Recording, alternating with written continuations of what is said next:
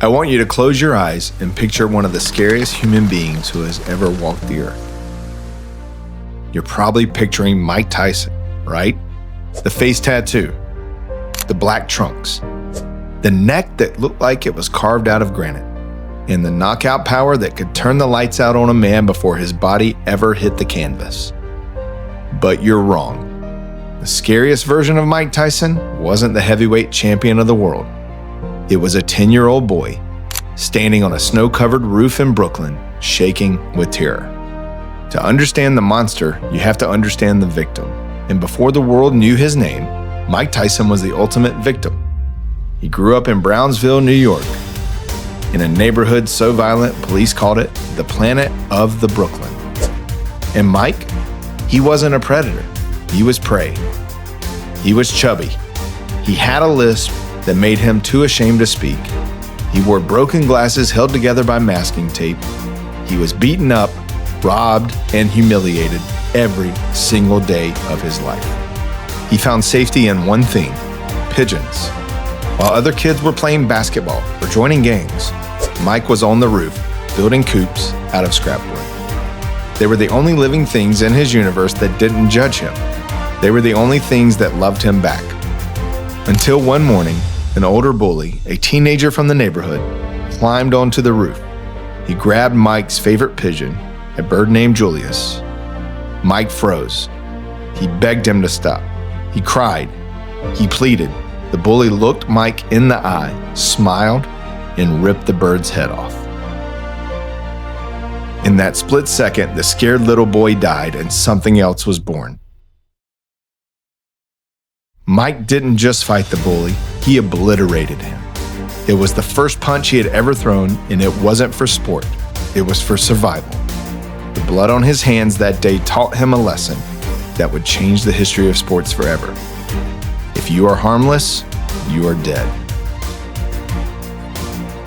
For the next 20 years, Mike Tyson didn't stop punching. He wasn't fighting for a belt. He wasn't fighting for money.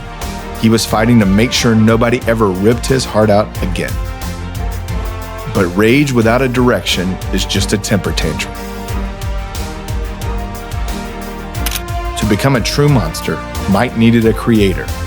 Enter Constantine Cuss D'Amato. Cuss wasn't just a boxing coach. He was a 70-year-old eccentric genius living in a Victorian mansion in upstate New York. He was paranoid. He was brilliant, and he was dying. He needed an heir. When he saw 13-year-old Mike Tyson spar for the first time, he didn't see a criminal, he saw a king. Cuss legally adopted Mike. He moved him into the mansion, and he began a process that looked less like coaching and more like programming a supercomputer. He knew that Mike was paralyzed by fear, so he didn't tell him to ignore it, he told him to weaponize it. He famously told Mike, "Fear is like fire. If you control it, it will cook your food and keep you warm. If you don't control it, it will burn everything around you and ultimately kill you." They developed a style called Peekaboo. It was designed specifically for Mike's insecurities. Because Mike was short, only 5'10", he couldn't box from the outside. He had to be inside, hands high on the cheeks, head moving constantly like a metronome. Slip left, slip right, explode up. They created a numbering system for punches so Mike didn't have to think. 7, 2, 3, 6, 5, 1. He became a machine that reacted faster than any human could think. But the physical training was the easy part. The psychological programming was the real weapon. Every night after the gym lights were off, Cuss would sit by Mike's bed and whisper to him while he drifted off to sleep. It was a form of hypnosis. You are a god. You are Achilles. You are a juggernaut. No man alive can beat you. Day by day, brick by brick, Cuss D'Amato built a suit of armor around Mike's soul. He took a terrified child and convinced him he was a god of war. And in 1985, they unleashed that god on the world. To understand the peak of Mike Tyson, the moment he became immortal, you have to understand the promise. In 1980, a 14-year-old Mike Tyson sat next to Cuss and watched his idol, Muhammad Ali, get destroyed by Larry Holmes. It was painful to watch. Ali was the king, but Holmes beat him into submission. It was humiliating. Muhammad Ali fails to answer the bell for the 11th round. Mike was crying on the phone to Cuss. He said, "I promise, when I get big, I'll get him for you." 7 years later, the prophecy came true. Mike Tyson was the undefeated, undisputed champion, and Larry Holmes came out of retirement to challenge him. Before the bell rang, Muhammad Ali stepped into the ring. He leaned into Mike's ear and whispered 4 words that sealed Larry Holmes' fate. "Get him for me." This wasn't a boxing match. It was a public execution. Larry Holmes had never been knocked out in his legendary career. He was a master technician, but Mike didn't see a legend. He saw the bully on the roof. He saw a man who hurt his hero. Tyson came out of the corner like he was shot out of a cannon. He didn't box Holmes, he ran through him. When the final punch landed, Larry Holmes fell like a chopped tree, bouncing off the canvas. This is the moment Mike Tyson became a mythological figure.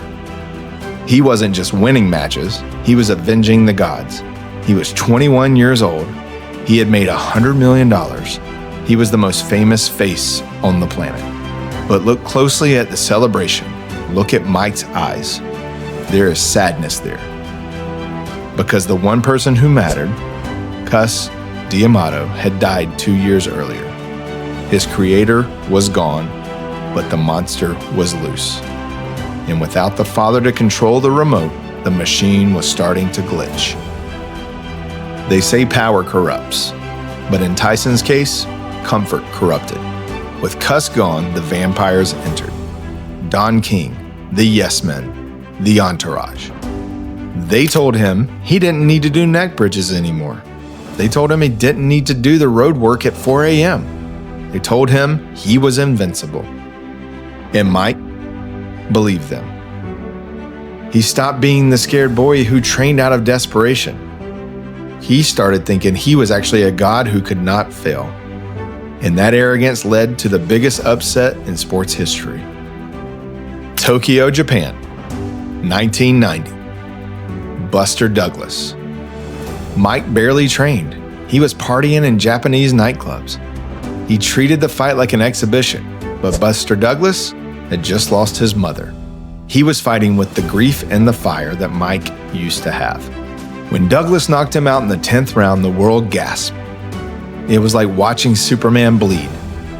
But if you freeze the frame, you see the exact moment the God complex shattered. Mike Tyson, on his hands and knees, fumbling for his mouthpiece like a toddler in the dark. The armor had fallen off. The hypnosis broken. The scared boy was back, and he was all alone. Oh, what a surprise, folks. A lot of concern in that corner. What followed was a decade of pure psychological horror. 3 years in an Indiana prison didn't rehabilitate Mike. It hardened him. It stripped away the technique and left only the rage. When he came out, the peekaboo style was gone. The head movement was gone. He was just a brawler looking to hurt people.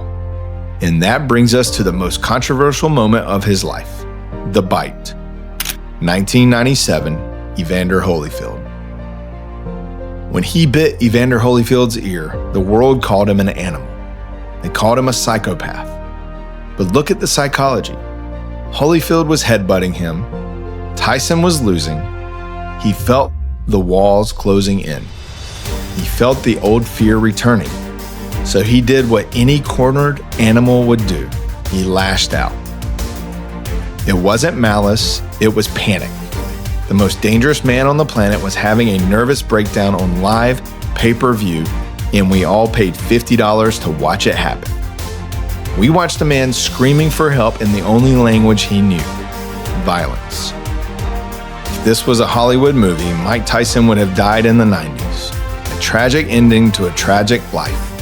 But Mike Tyson did something impossible. He survived himself. He realized that Iron Mike was just a costume. It was a suit of armor he wore to protect the little boy from Brownsville. He eventually took the armor off. He found peace. He became a father. He became a philosopher.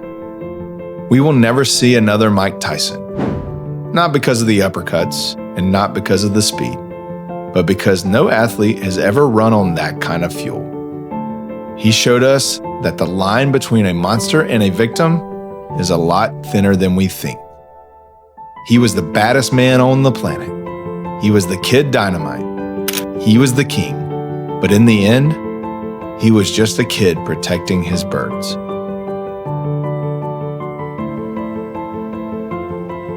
Thank you so much for checking out our video. We hope that you enjoyed it. If you would, please like, subscribe, and even comment who we should talk about next. We greatly appreciate your support here at Game Changers, and we'll see you in the next one.